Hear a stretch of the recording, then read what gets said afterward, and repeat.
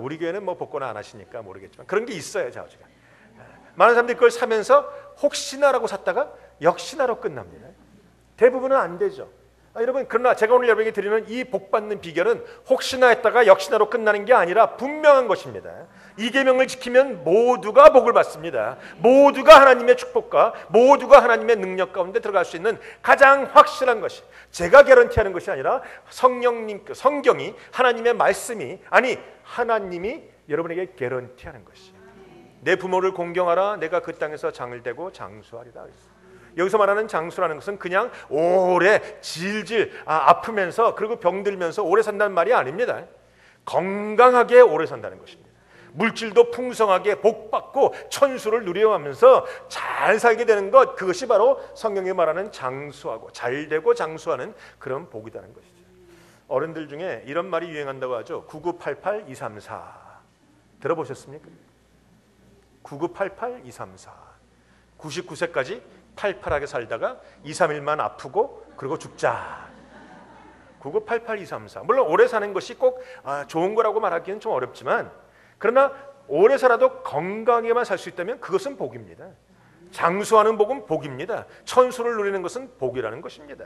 99세까지 건강하게 풍성하게 정말로 머리도 모든 육신도 마음도 신앙도 다 건강하게 살다가, 그리고 팔팔하게 살다가 2, 3일 정도 누워서 하나님의 은혜를 생각하고 자녀에게 유언 다 하고 그리고 2, 3, 4 죽으면 얼마나 좋겠는가. 옆사람이 고백해. 9988-234 하십시다. 그 비결이 뭔가? 부모를 공경하면 된다라는 거예요. 제가 청년부에서 이런 설교를 하면 청년들은 벌써 눈물이 뚝뚝 흐르고 아멘 하는데, 우리 어르신들은 별반 감동이 없어요. 부모를 공경한다는 것은 그런 것입니다. 부모를 공경하면 하나님이 복을 주시는데, 사실 부모 공경하기가 쉽지 않아요. 우리가 지난주에 본 것처럼 좋은 부모 되는 것도 쉽지 않지만 좋은 자녀 노릇하는 것도 쉽지 않아요. 세대 간의 갈등이 있고 많이 차이점이 있어요. 부모님과 뭔가 좀 대화를 하려고 하면 영 딴 나라 얘기 같아. 무슨 얘기인지 못 알아듣겠고 맨날 똑같은 얘기 반복적으로 하고, 아침 먹으면서 한 얘기 점심 먹으면서 하고, 아니 그것도 괜찮아요. 아침 먹다가 밥 한 술 뜨면서 하는 얘기 밥 두 술 뜰 때 또 하고 계속 그러시더라고요.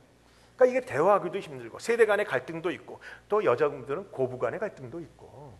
그래서 우리 시어머님들은 멸치를 먹지 않고 며느리들은 시금치를 먹지 않고 뭐 이런 얘기가 나오는 건 다 그것 때문입니다. 그리고 많은 분들이 얘기해요. 저한테 목사님 내가 부모님을 공경하고 싶은데 사실 경제로 너무 어려워요. 돈 때문에 못합니다. 물론 제가 이해는 합니다. 경제적으로 어렵죠. 저도 자녀이니까 제가 잘 압니다. 저도 이 땅을 살아가는 사람이니까. 그런데 또 눈을 크게 뜨고 보면 지 새끼한테는 참 잘합니다. 근데 부모님에게 못하시는 분이 많아요. 그러니까 더 중요한 것은요, 돈으로 효도하는 것은 아닙니다. 돈이 없어도 효도할 수 있습니다. 부모님의 얼굴을 바라봐주고 부모님의 말씀을 들어주고 부모님과 함께 시간을 보내는 효도야말로 가장 큰 효도라는 것이죠.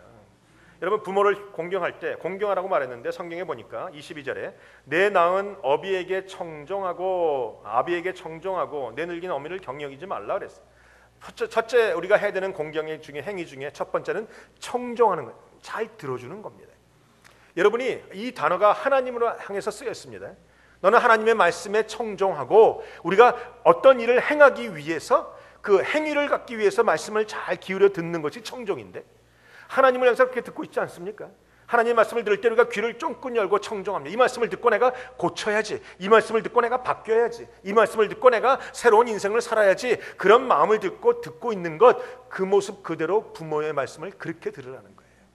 그게 부모를 공경하는 첫 번째라는 것입니다. 여러분이 부모를 공경하기 원하시면 부모의 말씀에 귀를 기울이시면 됩니다. 물론 연세가 많으면 하고 싶은 말도 많고 똑같은 말도 많이 하고 뭐 계속 반복적으로 얘기해. 저도 들어보면 맨날 들었던 얘기입니다. 새로운 얘기는 하나도 없어요. 그냥 맨날 들었던 얘기 또 하시고 또 하시고 또 하시고. 아니 더 이상한 것은 그 수백 번 수천 번 하신 그 얘기를 항상 처음 하시는 얘기인 것처럼 하세요. 막 신나게 말씀하세요. 나는 그 얘기 다 들었는데. 그것도 몇 번뿐이잖아요. 그렇죠? 그래요 어머니? 그래요? 정말이요? 이거 하는 것도 한두 번이지. 쉽지 않은 건 사실입니다. 그러나 그 말씀에 청종하고 처음 듣는 것, 처음 하시는 것처럼 하시는 부모님 앞에서 처음 듣는 것처럼 들어주는 그 마음도 그것이 효라는 것이고, 그것이 하나님을 부모님을 공경하는 방법이에요. 왜냐하면 똑같은 말을 또 하시고 또 하시고 또 하시고 또 하신다고 해도 부모님의 말씀을 듣는 것이 복입니다.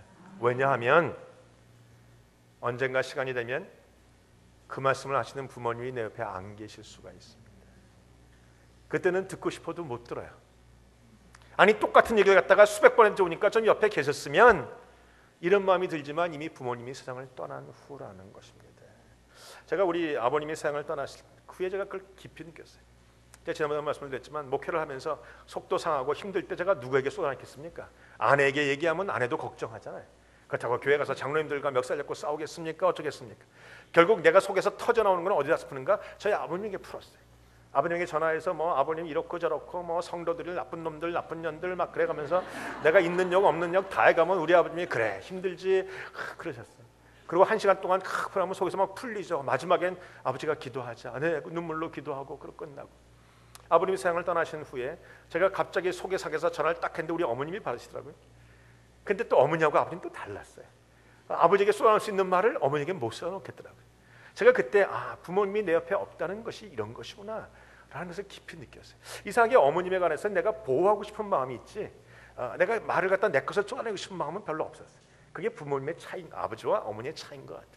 근데 아무튼 우리 아버님이 갑자기 세상을 떠나셨습니다. 69세에 세상을 떠나셨는데 생일날 세상을 떠나셨어요. 그 전날 제가 뉴욕에 있을 때 LA에 계신 아버님하고 전화통화를 하고 내일 아버님이 생신이시니까 축복도 하고 기도도 하고 내일 우리 동생들과 함께 좋은 생일잔치 벌이세요. 내년 70세 되면 제가 갑니다. 막 전화하고 끊었는데 그 다음날 아침에 이미 아버님은 심장마비로 세상을 떠나시더라고요. 어느 한순간입니다.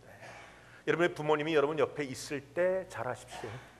우리가 흔히 부부간의 싸움은 그런 얘기 하지 않습니까? 있을 때 잘해. 있을 때 잘해. 근데 정말 중요한 건 우리 부모님 같아요. 우리 부모님이 살아계실 때 그분의 말을 청종하고 그분을 경히 여기지 말고 그분을 속상하게 만지 말고. 제가 이런 설교를 하면서 늘 마음속에 갖고 있는 생각이 있습니다. 아직 제가 이루지는 못했는데 우리 시원장로교회에도 많은 어르신들이 계세요. 이분들을 위해서 천국 준비학교 좀 했으면 좋겠다는 생각을 가져요.